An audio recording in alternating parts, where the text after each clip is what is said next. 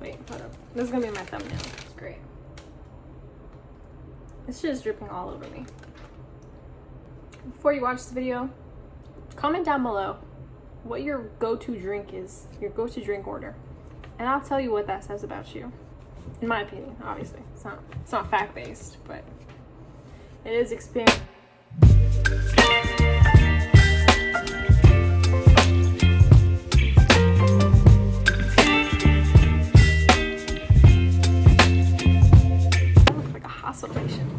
I'm not gonna lie and say that I've just been busy. It's just more so like I don't really know how to incorporate the kind of content that I usually make, which is vlogs, with my normal life. I can't record in uniform. Well, I mean, I can record in uniform, but I can't walk on my phone in uniform. So the old like holding my phone as I walk is kind of like not an option. That's why I really haven't been posting, because that's usually what I post. Today, I wanted to discuss working at Starbucks. Before I enlisted, I worked at Starbucks for a little while. I was given the option of going on military leave. What the fuck is wrong with my hair? This shit's just fucking sticking out. And this worked out better for me because I got to keep my benefits. Starbucks offers a lot of good benefits. One of my favorite ones is that they have this partnership with ASU, which is Arizona State University, and you're able to take classes essentially for free, and it's entirely online, so I'm able to take classes from whenever, wherever. Another one of my favorite benefits from Starbucks is free Spotify.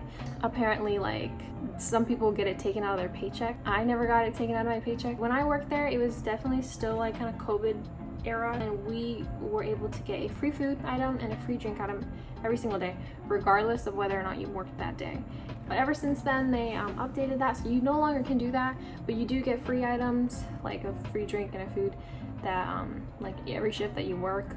Obviously, if you're working there, like, you know, someone sends back a drink that they don't want, you can have it. Like, if you accidentally mess up a drink, you can have it. At the end of the night, a lot of Starbucks food is wasted. Everything that you see in the display counter, like food-wise, they throw that away. A lot of the opened stuff thrown away. All the teas at the top, the black tea, green tea, like all that shit thrown away. So I would take a lot of that. So I wouldn't take any of the sandwiches because the meat had been sitting out there all day, but a lot of the pastries I would take home. The teas, I would fill up these giant Trenta cups and I would take them home. I don't know if your Starbucks will allow you to do that, but mine did, and I'm very grateful for that. Let me get into applying. So for Starbucks, they will post their application things online, which is like, so to say, if you Google like Starbucks jobs, like you'll find, you know, partner or barista or whatever, you'll find it there, but it'll take you directly to Starbucks website to apply. And on there, you're able to send your application to any of the stores in that area that are hiring or aren't hiring, and then, you know, they'll either consider your application or won't. I actually had to apply. This was not the first time that I applied to Starbucks.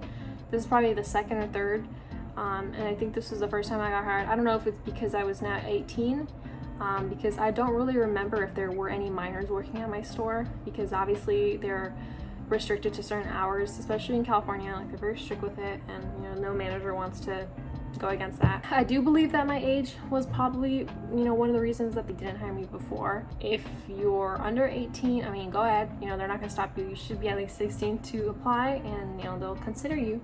But I think that your highest chance of getting approved or getting an interview is being at least 18. Beyond that, it's pretty simple. The manager reached out to me, I'm pretty sure through email. We scheduled an interview because, like I said, it was still kind of COVID. It was an interview over the Zoom, basically. She asked me a couple questions. Okay, tell me, you know, if a customer blah blah blah, what would you do? Or like, name one time or experience that, you know, this happened, and what did you do? If someone sends back a drink that they're unhappy with, what do? You don't slap them in the face and tell them fuck off. Like, you're like, oh, I'm so sorry, like, you know, we'll get that fixed for you right away. I'm really sorry about this. Take the drink, remake it, whatever. Talk about how you love to work there because the environment is great, or, you know, you're just really like passionate about the art of coffee making and stuff like that. They love hearing about that shit, especially if you like coffee. This is a great job for you. I personally, I don't drink coffee. The most coffee thing I will drink is like those little cold drinks that they have in a can, or not a can, it's like a glass bottle. That's the most coffee thing I will drink. I fucking I hate coffee.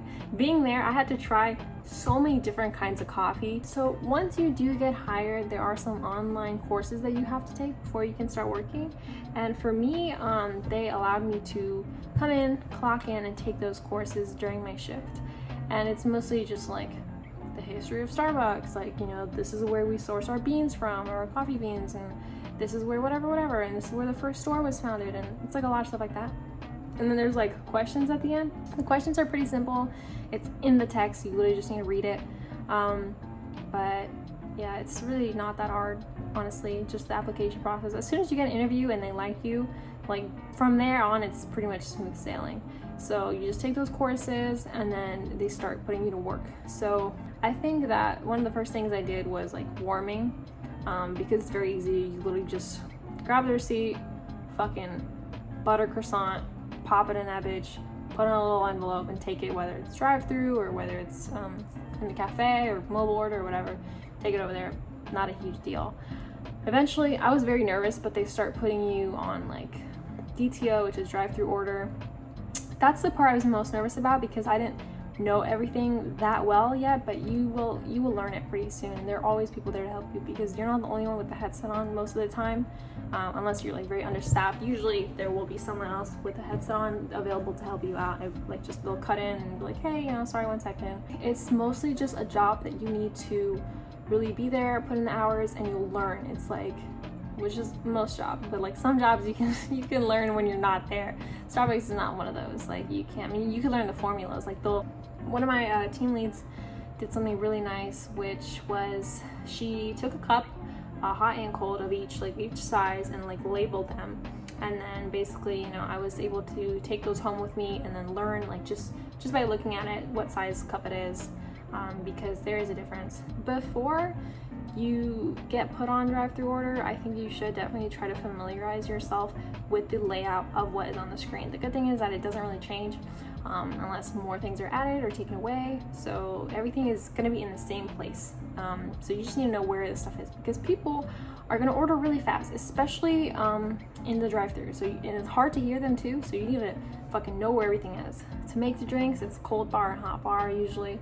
So cold bar makes all the cold drinks, obviously. Hot bar makes all the hot drinks. I personally love being on cold bar. I love making frappuccinos. I love making refreshers and stuff like that. A lot of people don't agree with me. They love hot bar. They think it's easier. For me, it was more complicated. I think due to the fact that I don't like coffee, just remembering the names was insanely difficult for me because I don't know, even to this day, like it's, I mean, I haven't worked there in a hot minute just because of where I am at now. Just like, what the fuck is an Americano? Like, you know what I mean? Like now I know, but for someone that doesn't regularly drink coffee, doesn't know about it, it's hard to remember what a drink is and how to make it if, you know, you're not familiar with what the fuck it is. Like, you know, because you don't drink it, obviously.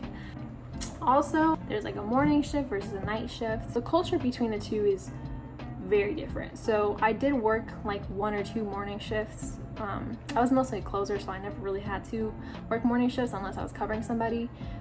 Working mornings, obviously you're gonna get a lot more coffees and stuff like that, and it's like the top of the morning people are definitely different. The customers coming early in the morning are different. The people that work that shift are different. I find that they're a lot more, I don't know, they're not as chill, I would say, as the closing shift people. I mean, I could be biased because I was a closer, but the morning people, there's usually more of them in my experience anyway, and it definitely just like, you know what I mean? It's definitely, it can be fast paced. Sometimes you will have asshole customers, as with any job. You just have to just be calm, it's okay. Like, I've had crazy stories, you know what I mean? I had a lady fucking take a shower in our bathroom. So we had a drain on the ground and she had a cup and she just filled it up with water in the sink. She just fucking showered in the bathroom. Some employee walked in on her. She left her shoes in there and ran out. It's really disrespectful. One thing I have to say, if you're gonna drive through, turn your fucking music down, because it's so fucking hard to hear off that shit. It's even when like it was a main road with a lot of lanes, like right on the other side, so like we could see it basically from the camera, but it wasn't super close. But even if someone on that road had their music blasting, we can't hear you. Like, it's just crazy. Like, I don't know what type of shit it picks up. I guess it just wants to pick up the music, but it's hard to hear you through that fucking headset, so you gotta speak the fuck up. I would say that the dress code is pretty lenient. At Starbucks, you're supposed to wear like very neutral colors, no logos or anything like that, like black, gray, white, stuff like that. basically the whole point is to make the fucking apron stand out. And there's definitely room for growth. You know, there's opportunities for that, which is great. If you don't want a very stagnant job, like for example Subway, it's hard to kind of move up there when you're dealing with a franchise. You know, you just can easily move up to team lead, you know, assistant manager, just as long as you know what the fuck you're doing, you're competent and capable. I don't see any problems. I don't like foresee anything going wrong with you moving on up and becoming bigger within the company. You're not gonna know what the fuck to do. They might just kind of throw you to the sharks, but you have to try your best, you know. For the first couple days, sorry, it's my first day. Sorry, it's my second day. Sorry. At some point, you gotta fucking get with the program. You gotta know what the fuck you're doing. If you guys have any other questions, feel free to comment down below, and I will try my best to answer them for you. I hope you have a wonderful rest of your day. Thank you so much for watching, and bye.